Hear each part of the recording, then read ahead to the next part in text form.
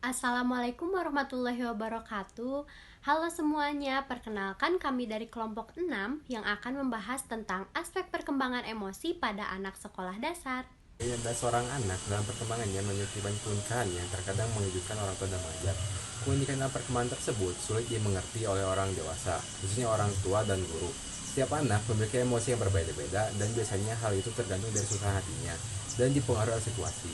Peran kita sebagai guru atau orang tua sangat membantu dalam menghadapi perkembangan emosi mereka. Konsep dasar aspek perkembangan emosi. Emosi adalah suatu perasaan atau gejolak jiwa yang muncul di dalam diri seseorang sebagai akibat dari adanya rangsangan baik dari dalam diri sendiri maupun dari luar. Emosi sangat berhubungan dengan kondisi psikologis dan suasana hati seseorang yang dinyatakan dalam bentuk perilaku tertentu. Banyak yang mengartikan kata emosi sebagai bentuk amarah. Namun, sebenarnya, kata emosi mewakili berbagai bentuk perasaan manusia. Contoh dari perasaan manusia yaitu perasaan cinta, perasaan marah, sedih. Emosi bersifat subjektif, bersifat fluktuatif atau tidak tetap, dan banyak bersangkut paut dengan panca indera dan kontak fisik. Ciri-ciri perkembangan emosi. Yang pertama, mudah mengalirkan cinta dan kasih sayang, mampu untuk menghadapi kenyataan, mampu belajar dari pengalaman hidup, mampu berpikir positif mengenai diri pribadi, memiliki penuh harapan, ketertarikan untuk memberi, kemampuan untuk belajar dari pengalaman, kemampuan menangani permusuhan secara konstruktif, dan berpikir terbuka. Fase-fase perkembangan emosi dimulai dari usia 0 sampai 2 tahun.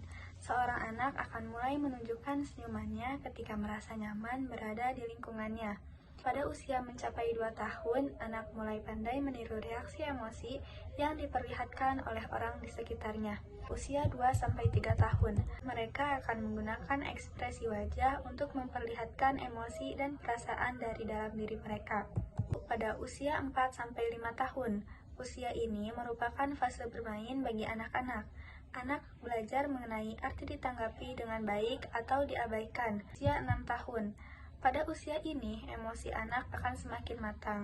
Emosi anak-anak pada usia ini akan mudah sekali berubah. Usia 7-8 tahun, kestabilan emosi anak akan semakin berbaik sehingga mulai muncul rasa empati. Usia 8-12 tahun, pada usia ini anak mulai dapat mengatur ekspresi emosi serta merespon distres emosional pada orang lain.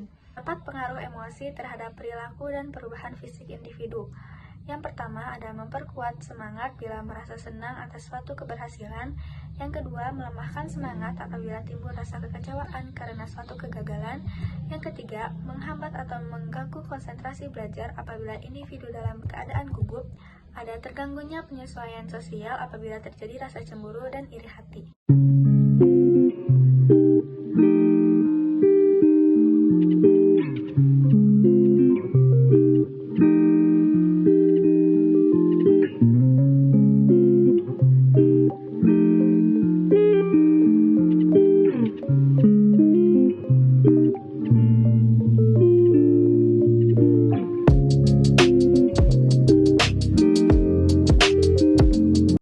Teori Erikson memaparkan beberapa tugas sosio-emosional penting dan meletakkannya dalam kerangka perkembangan.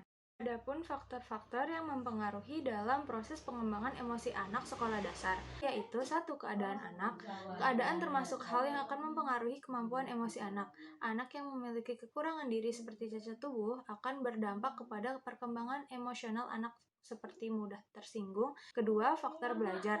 Proses pembelajaran yang diterima oleh anak akan berdampak kepada potensi emosional yang dikeluarkan. Tiga, konflik dalam proses perkembangan. Setiap fase perkembangan yang dilalui oleh anak akan mengalami konflik yang biasanya akan selalu sukses dalam menyelesaikan konflik tersebut. Namun apabila anak tidak menjumpai adanya konflik selama fase perkembangan, maka akan kemungkinan besar anak mengalami gangguan emosi. Keempat, lingkungan keluarga. Keluarga merupakan lingkungan pertama dan utama dalam proses mendidik anak bersikap dan berperilaku.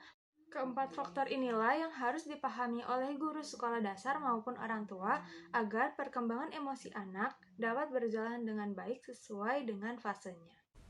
Adapun tips-tips untuk mengoptimalisasi perkembangan emosi pada anak, yang pertama adalah pendekatan dengan orang tua atau guru.